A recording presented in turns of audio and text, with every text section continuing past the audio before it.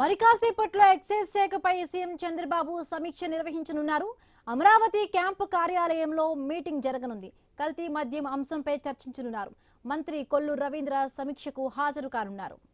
మరిన్ని పూర్తి అప్డేట్స్ మా కరెస్పాండెంట్ కాంతి అందిస్తారు. కాంతి.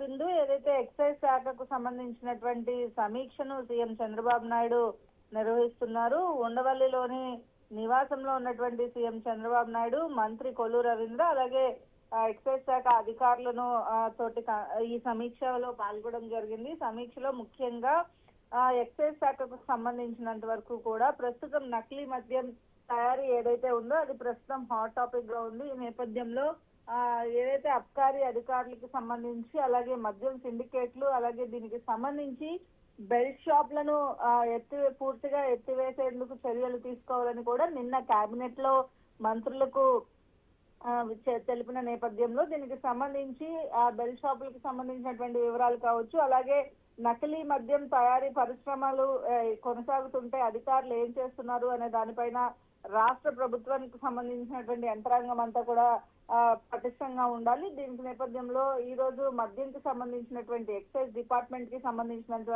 దానికి సంబంధించిన సమీక్షలో సీఎం చంద్రబాబు నాయుడు సమీక్ష చేపట్టారు. దీనికి సంబంధించి మద్యం తయారు చేసి మద్యం దుకాణాలు, బారులు, బెల్ట్ షాపులకు తరలించి అమ్ముతున్నప్పుడు ఎక్సైజ్ శాఖ అధికారులు పలుకుబడి ఉన్నటువంటి రాజకీయ నాయకులు వెన్నుదన్నులతోటి ఇటువంటివన్నీ చేపడుతున్నారనే విమర్శలు వస్తున్న నేపథ్యంలో సీఎం చంద్రబాబు నాయుడు దీనికి సంబంధించిన సమీక్షలో కొన్ని క్లియర్ నిర్ణయాలు చెప్పే అవకాశం ఉంటుంది. బిందు.